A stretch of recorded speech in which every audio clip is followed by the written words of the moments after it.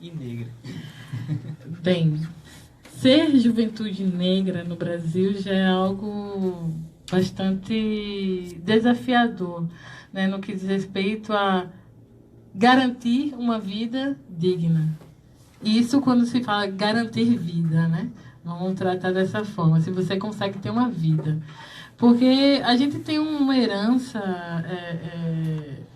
uma carga histórica, né, que está vinculada à população negra no Brasil, que é dessa coisa do racismo, né, que faz com que a população negra esteja em patamares de inferioridade no que diz respeito a acesso, por exemplo, às políticas públicas, né, saúde, educação, bens, né. Então a população negra está na base, né, na base da economia, na base no que diz respeito ao desenvolvimento social. E ser jovem negro é ainda pior, porque essa coisa de você ser caracterizado como um potencial suspeito, né? Um potencial ser violento, né? Devido a essa carga histórica de opressão que veio da escravatura, né? Do processo de escravização de povos aqui no Brasil e como em outros lugares do mundo. Então, é bem difícil, né? Porque a gente somos atacados de vários lados. Seja pelo Estado, com o braço armado, que é a polícia, né? Seja quando a gente vai acessar, por exemplo, se vai a algum equipamento público, né? É vítima de preconceito, como se ali não fosse seu lugar. Nas escolas públicas, a gente não tem acesso à nossa história. A história que é contada é a história, né, de quem colonizou o Brasil, não é de quem, de fato, carregou nas mãos e nas costas, com muito suor e sangue, o desenvolvimento desse país. Então, por todos os lados, a gente acaba que sendo violentado, né, aviltado, né, sem direito, sem garantia. E sendo uma jovem mulher negra, que é a minha condição social hoje, eu posso dizer que sou uma exceção, né, dentre muitas das minhas irmãs, porque a realidade das mulheres negras é essa de que sempre a gente está carregando o fardo maior. Seja no que diz respeito à morte dos nossos companheiros que morrem prematuramente, que a gente sabe que 70%, né, no que diz respeito à violência, 70% que sofrem com essa violência são jovens negros, né? A cada 23 minutos, um jovem negro é assassinado no Brasil.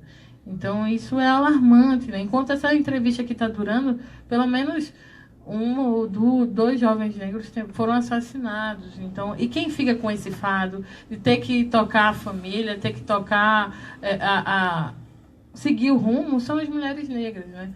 Transformar o luto em luta, né? Todos os dias. Seja por causa dos seus filhos que perderam muito cedo, seus irmãos, seus namorados, seus companheiros. E isso acaba que mexendo psicologicamente. Saúde mental é uma coisa que, se você não tiver muita... assim, sabe, não conseguir driblar essas questões que o racismo impõe, você acaba que caindo em depressão, né? E assim, essa é a realidade da população negra no Brasil. Tiveram alguns avanços? Tiveram, né? No que diz respeito a acesso ao ensino superior, a gente avançou bastante. Reconhecer o racismo como um problema estruturante também foi um avanço em 2003 com o governo Lula, por exemplo, mas ainda é pouco para minimizar os índices de vulnerabilidade social que a gente enfrenta todos os dias. Dizer que a cada 23 minutos um jovem negro é assassinado é algo absurdo, né? E quais são as políticas que têm sido implementadas para barrar com isso, para diminuir essa vulnerabilidade, para parar com essa matança, esse genocídio que tem sido generalizado em muitos lugares? E com participação do Estado, sabe? Do Estado que eu falo, o Estado Brasil, né? Essa coisa da instituição Estado que deveria estar dando garantia de vida e vida digna para todos e todas. Isso é bem complicado. E eu estava em alguma atividade, acho que foi com você mesmo. E você disse que a Paraíba, né, é o terceiro estado que mais mata jovens negros no país. E a gente você tem a Bahia, que é um estado negro. Você tem o Rio de Janeiro, que é um estado negro, e tem a Paraíba, que é o terceiro também. Isso é bem alarmante, né, nesse sentido. Pois é do mapa da violência. Eu acho que já tem um certo tempo essa informação. Eu não estou com nada sistematizado agora. Mas a Paraíba, sim, aparece como no ranking, pelo menos entre as 10. Com certeza a Paraíba aparece nesse ranking que mais se mata jovem negro. Inclusive, teve um estudo, acho que faz pouco mais de um ano, que Santa Rita, inclusive, era a cidade mais perigosa para um jovem negro viver. Né? Santa Rita lá no litoral e tal. Então, bem complicado. A realidade, ela só aponta para caminhos assim, há caminhos absurdos, caminhos que, tipo, qual a perspectiva de vida que eu tenho? Né? Se eu chegar aos 27 anos, o que é que eu tenho depois disso? Né? Todos os lados você é ceifado de direitos. Né? Quando você nasce, quando uma criança negra nasce, que passa violência na escola, quando, por exemplo, não recebe um afago da professora ou do professor, porque tem um cabelo crespo e é difícil de prender e você não recebe menos atenção. Isso é comprovado, né? Tem índices com relação a isso. Se você chega à adolescência, você é sempre visto como um potencial ser violento, que é aquele que vai assaltar, é aquele que está propenso a fazer alguma coisa errada. E aí, muitos dos jovens negros que estão me escutando não sabem qual é essa realidade do baculismo, né? Sempre visto como um potencial ser violento. Aí quando você chega, que passa por todos esses desafios, ainda vem o mercado de trabalho que olha para sua cara e diz, você não é o perfil, sabe? E aí quando você consegue um trabalho, não que seja menos digno você trabalhar, por exemplo, em serviços gerais, em algo desse tipo, mas porque são esses lugares pra gente, entendeu? Essa coisa do servir. E não porque eu não posso me tornar um médico, uma médica, uma engenheira, sabe, uma advogada de renome. Porque esse lugar de servir, de estar abaixo, sabe? Com essa questão do ensino superior, FIES, ProUni, as cotas raciais em muitas das universidades, melhorou. Mas ainda o cenário, quando você olha para dentro da universidade, ela ficou mais preta, ficou. Mas não é o suficiente, tendo em vista que somos mais da metade da população. Somos mais da metade da população, mas isso não se reflete na universidade. Inclusive é até engraçado, né? O Brasil é um país onde mais da metade da população é negra e é um país com nível de racismo estrondoso, né? Faz até vergonha, na verdade, a gente ter o nível de racismo que a gente tem hoje. E você falando aí sobre a questão do trabalho, eu lembrei, e ainda quando consegue um trabalho numa posição maior, você recebe menos somente porque você é negro. E se você é mulher negra, ainda recebe menos ainda, né, do que um outro que ocupa o mesmo espaço. Tem essa estratificação, né? Essa coisa das hierarquias sociais, né? Que acontecem no meio. Mas, assim, estamos aí, né? Mesmo que aos trancos e barrancos, a gente tem sobrevivido e tem conseguido fazer a sociedade pensar no que diz respeito ao racismo. Com a questão da internet, o acesso à informação e de denúncia, principalmente, a gente tem conseguido fazer reverberar as questões do racismo, como ele chega, da forma como ele chega, e mais pessoas negras se colocando e se empoderando e colocando seu cabelo para cima. Meu cabelo é para cima, carapinha, pichain, como muitos vão dizer, e daí? Né? Eu me sinto bonita assim, e o resto que se exploda, né? E se afirmando para a sociedade. E aí, querendo ou não, como a gente vive numa sociedade capitalista, eles pegam carona nisso. Não à toa, por exemplo, as meninas vão saber bem o que eu estou falando. Tipo, a gente quando se afirma e diz que meu cabelo vai ser assim agora todo mundo está pegando carona e fazendo produto para cabelo cacheado. Então, são as estratégias deles para também fazer a manutenção dos status quo. Não é aquele tipo assim, a gente precisa valorizar. Não, é porque é um mercado consumidor. E eles enxergam esse mercado consumidor e veem a gente como potencial de lucro. E é a partir disso que faz essa... E assim, não é que esteja empoderando ninguém, ajudando a empoderar, porque desde a década de 70 o movimento negro no Brasil ele tem contribuído para o empoderamento. Então não é algo que começou de agora. é de muito tempo. E a gente tem reverência com relação a esses ancestrais que vieram antes da gente, desde a época da escravização mesmo, no Brasil, que lutaram, que deram suas vidas para que hoje a gente tivesse o mínimo no que diz respeito a direitos. Ainda não é o suficiente. Não é o suficiente porque a gente quer garantir vida, mas garantir uma vida digna. Que eu possa ir e vir sem, por exemplo, levar um baculejo, sem ser visto como um potencial agressor, um potencial ser violento.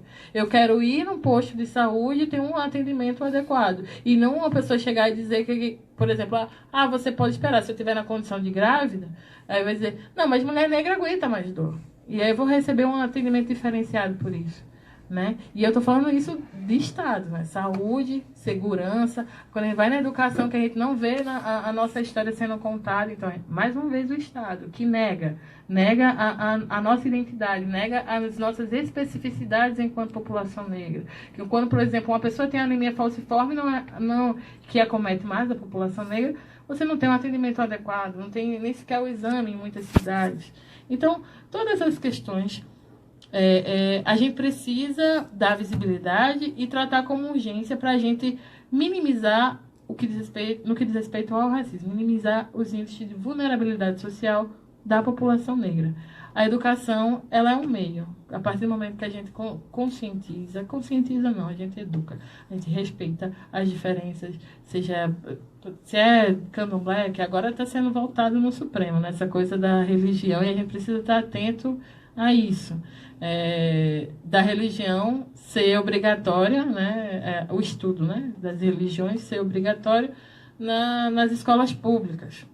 E aí a gente sabe que corre um risco muito grande, por exemplo, das religiões cristãs dominarem nesse sentido.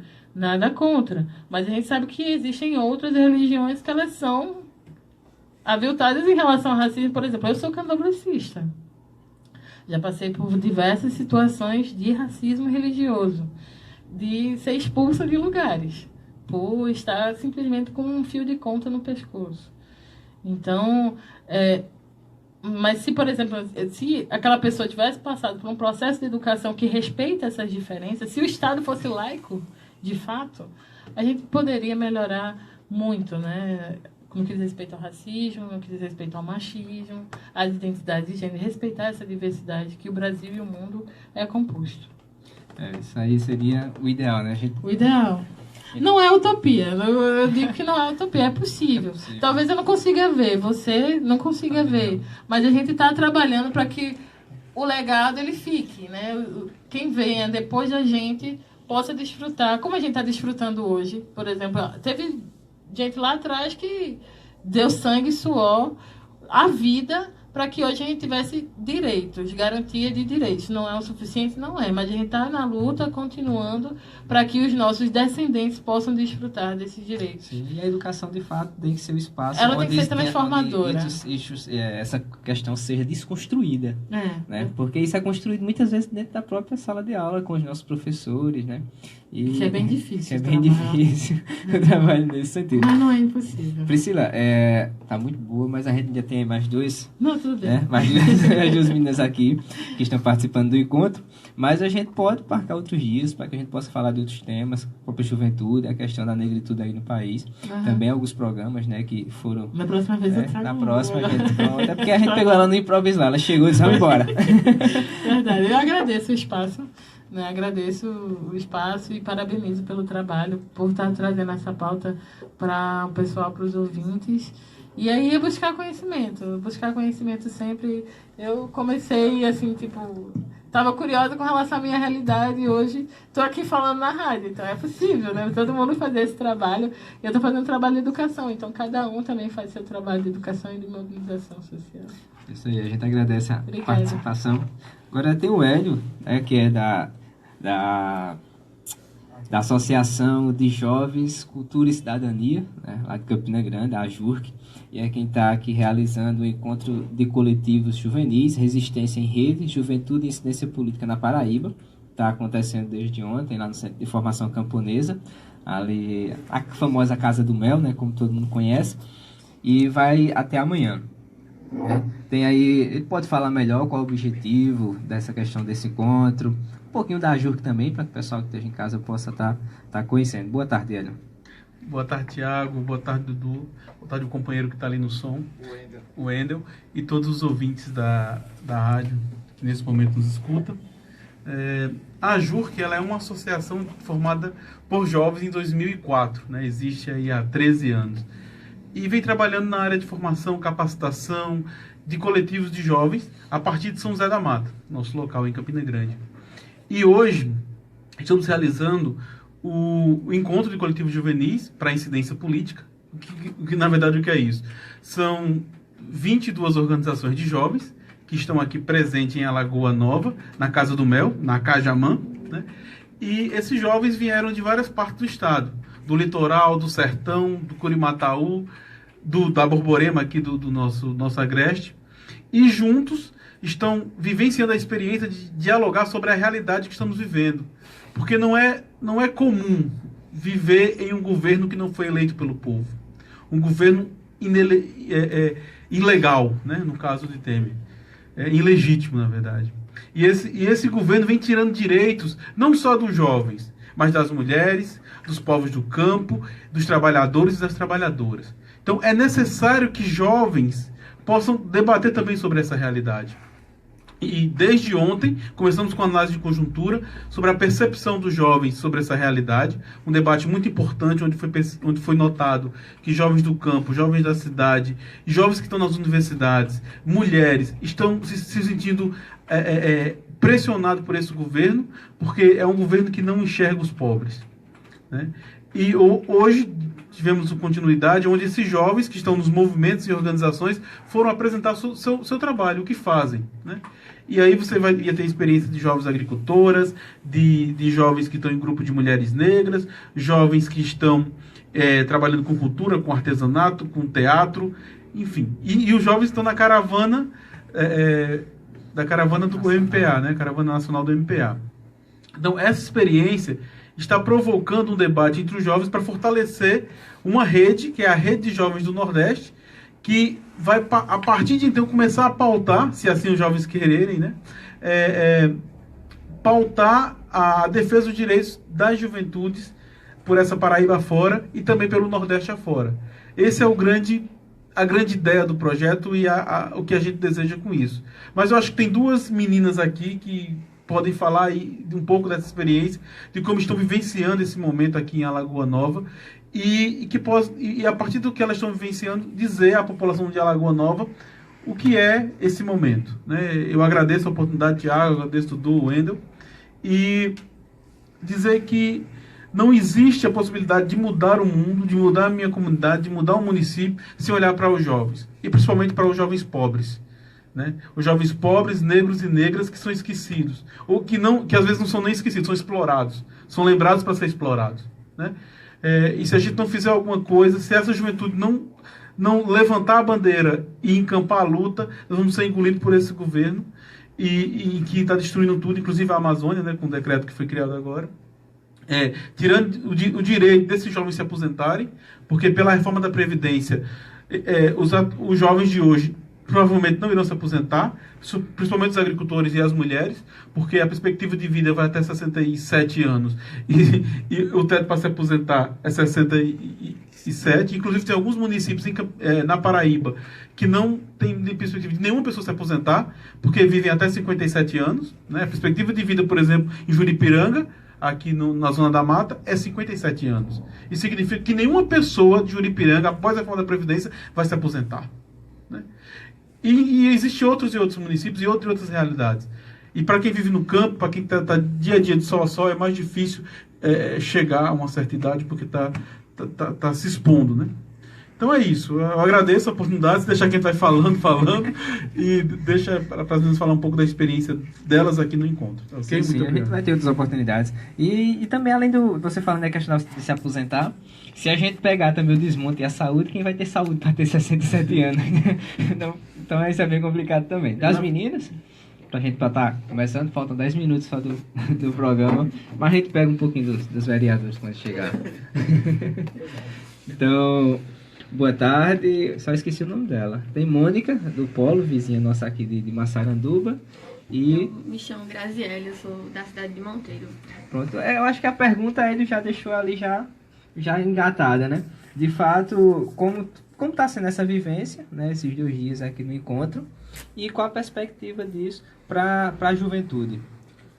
Olha, está sendo uma experiência incrível porque está reunindo vários coletivos juvenis, o pessoal do MPA, do MST, Coletivo Pagu, coletivos de mulheres também. Traz uma grande experiência porque cada vivência, cada grupo de jovens tem uma vivência diferente. E discutir o atual cenário político e social do país é muito importante, porque os jovens, é o futuro, né? E quando a gente discute a questão de políticas para a juventude, a gente pode levar a demanda, a gente sair daqui mais articulado. O objetivo do encontro é articular uma rede de coletivos juvenis para fortalecer a incidência política juvenil. E, de fato, creio eu que vai sair isso daqui, porque a gente está tendo a participação de muitos jovens, uma programação bem extensa e com vários debates também, a presença de muitas mulheres negras. Isso é um fato importante ressaltar, porque estamos ocupando espaço, a maior parte dos jovens que estão lá são mulheres. Isso é uma coisa que a gente pode ver agora, né? Porque se fosse antes, as mulheres estão ocupando espaço, né? Isso é importante ressaltar. Então, Mônica, a pergunta é a mesma. Boa tarde, Tiago, Dudu, todo mundo que está aqui, Wendel, acertei. Boa tarde, Alagoa Nova, que está aqui ouvindo o programa. É um prazer estar aqui, compartilhando um pouco da nossa experiência nesse momento tão construtivo, em que a juventude rural, a juventude urbana, a juventude universitária, a juventude negra, a juventude LGBT se encontram. A gente participa de nossos coletivos, nossos movimentos, e a gente faz a incidência política quando a gente está lá cobrando os nossos direitos, a garantia e o cumprimento dos mesmos. Ter acesso à saúde, ter acesso à educação, ter acesso ao esporte, lazer, são direitos básicos de vida. Nós, enquanto cidadãos e cidadãs, pagamos nossos impostos para isso, para que a gente tenha retorno na nossa vida social, para que a gente tenha garantia de que teremos direitos básicos à segurança alimentar, enfim, a tantos outros. E a juventude, assim como gerações passadas, ela sempre fez, ela faz e sempre fará revolução. Então, a gente está aí com esse governo ilegítimo, esse governo golpista, que não nos representa, que não está a serviço da população, está a serviço de uma pequena parcela que quer dominar o capital, quer dominar a nossa vida em si. E é por isso que é necessário que a juventude se unifique, que esses movimentos, apesar de ter suas particularidades, suas especificidades nos movimentos, mas também tem os elos. A gente luta pela liberdade, a gente luta pela cultura, pela educação, e nesses momentos a gente se unifica. E é isso que a ARJUC está proporcionando nesse momento, que está sendo muito bacana trazer esse contexto rural, urbano, universitário, trabalhista e tantos outros, discutirmos juntos, fazer a nossa análise de conjuntura, proporcionar que o próprio jovem faça isso, porque uma coisa é a gente dizer, eita, o jovem está precisando daquilo. Outra bem diferente é o jovem dizer e afirmar o que realmente ele está necessitando, qual é a realidade que ele está vivendo.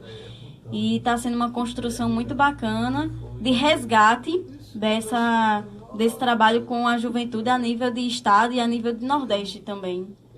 Treinar esse protagonismo da juventude é muito bom, né? A gente tem uma juventude empoderada, que de fato seja ela, que proponha, que lute, que busque a efetivação dessas políticas públicas. A gente gosta muito de botar nossa responsabilidade, né, no outro, mas o outro que está lá muitas vezes nos representando não é jovem, ele não sabe de fato quais são as nossas necessidades e ele não sabe de fato o que é que a gente quer. E muita coisa no Brasil não funciona por isso, porque as coisas vêm de cima para baixo e a gente tem que engolir a seco mesmo e se adaptar, e não de baixo para cima, né? No próprio Fórum de Juventude a gente discute muito essa questão. Uma delas é a questão de a gente tentar deixar a bandeira um pouquinho de lado do seu movimento, da sua instituição, e tentar dar as mãos em luta dessa unidade. E a outra é que a própria juventude ela seja de fato protagonista da sua história. Porque tem uma frase que inclusive eu odeio muito, que a juventude é o futuro do amanhã. Ela é o futuro de amanhã, sim, mas ela é o hoje, ela é o presente. Se a gente não tiver política pública hoje para a juventude, a gente vai ter um amanhã doente, né? A gente vai ter um amanhã não tão bom, e a gente tá vendo isso. Então tem umas visões aí de futuro não tão legais quando a gente olha no Facebook, uns fãs de alguns políticos nacionais que a gente tem, dá medo do futuro. Tipo, não vou promovê-lo. Isso não que chama, Tiago, pelo amor de Deus. Maria. Mas você falou e eu acabei cortando. Não, é justamente isso, do quanto é importante a gente protagonizar, a juventude se autoprotagonizar em sua história. Infelizmente a gente tem vários ditos populares que você traz e eu também odeio ditos populares porque é uma maneira de ditar realmente o pensamento das pessoas. Então quando a gente diz enfim, a juventude não quer nada com a vida, mas minha gente, vamos parar para pensar aqui. Em todas as gerações tem gente que não quer nada com a vida, assim como tem aquela parcela que luta para viver, que luta para trabalhar, para estudar, para conseguir sua autonomia. Então, essa ideia de generalizar os ditos populares e dizer que é verdade, e a juventude, ela está quebrando. Ela sempre quebrou isso, porque ela sempre foi revolução, isso é um orgulho. E a gente está fazendo isso novamente, porque o Brasil necessita, a nossa geração, ela necessita. A gente está perdendo todos os direitos que não nos foi dado. A gente não tem universidade porque o Estado deu. A gente não tem escola pública porque o Estado deu. A gente tem porque conquistou, porque teve derramamento de sangue, porque teve umas ligas camponesas, porque teve um movimento das mulheres, porque teve um movimento de não sei de quê, que proporcionou que a gente conquistasse o básico, o mínimo da dignidade social. E agora a gente sentir tudo isso sendo retirado, eu fico imaginando. Pra gente é muito difícil, porque pra uma pessoa que nunca enxergou a luz do dia, que, sei lá, não viu o formato da lua, o quanto ela é linda, ela não... É claro que ela não gosta da condição de não ter a visão, mas ela, de certa forma, tem mas, assim, ela se conforma com aquilo, né? E pra uma pessoa que já enxergou, aí perdeu a visão, e pra voltar a enxergar, eu acho que compara um pouco com essa geração nossa. A gente teve... a gente tem todos os benefícios. A gente tem escola, a gente tem carro, a gente tem casa, a gente tem comida no prato, a gente tem lazer, a gente tem cinema. E sentir a retirada de tudo isso, que não nos foi dado, mas sim conquistado, está sendo muito duro. E, infelizmente, a gente ainda são poucos jovens que estão conscientes disso. A gente percebe pelas redes sociais, pelos grupos de amizade que a gente tem e vai dialogando, o quanto ainda está faltando uma bela de uma consciência política na geração, que não é culpa da juventude. Se hoje ela é inconsciente, é porque o Estado não deu uma escola, uma educação de qualidade, é porque a família não teve a formação básica de estar tendo aquela continuidade com essa geração de hoje. O sistema, né, tem justamente essa função de não deixar a juventude se empoderar. E eu costumo sempre dizer, político não dá nada a ninguém. Tudo que a gente... Não chega nenhum político lá e diz, eu acho que aquele povo está precisando de um pouquinho de direito, eu vou dar um direitozinho a ele. Não lute não, para ver se o direito vem, né? E a juventude sempre foi, né, de fato, essa protagonista em todos os processos que a gente teve aqui. E antes a gente lutava por mais direitos, né? A gente tem uma casa, mas agora a gente tem uma casa mobiliada e com a mobília boa. Agora a gente está tentando lutar para manter os poucos direitos que a gente tem, e tá bem difícil de conseguir, principalmente se aposentar ou desistir, já que minha saúde não é lá essas coisas todas. Não vou viver 67 anos, então, para conseguir ter o direito. Então, só pra gente encerrar, alguma consideração final, queria falar. Mônica, mais alguma coisa? Acho que só dar um tchauzinho aqui e agradecer a oportunidade do espaço, porque sempre que a gente tem um espaço democrático que a gente pode falar sobre isso é importante, porque a gente não escuta isso das grandes mídias. a gente vai escutar que a reforma do ensino médio é uma gostosura de vida. Vai ser a revolução do século, onde, na verdade, ela não é. E ter um espaço que a gente possa dialogar, conversar e trazer as nossas... Desculpa aí. E trazer as nossas percepções é muito importante. E é isso. Gratidão, tchauzinho, Alagoa Nova. Isso aí, agradecer a todos vocês que ficaram conosco, aos nossos apoiadores, Mercadinho Preço Bom, Movelaria Motion Boys, Planificadora Três Irmãos, Vereador Everaldo Santos, Hortaliça Sempre Verde, Farmácia dos Aposentados, JT Motos, Madeireiro e Material de Construção Arruda, Armarinho e Papelaria Imperiano, Dadaú Pastelão, HG Variedades, Aquino Empreendimentos, Yuri Motos e Serviços, Adão Viagens e Martins Móveis. Estaremos de volta no próximo sábado, se assim o Senhor nos permitir. A Cajamã na luta pelo protagonismo juvenil.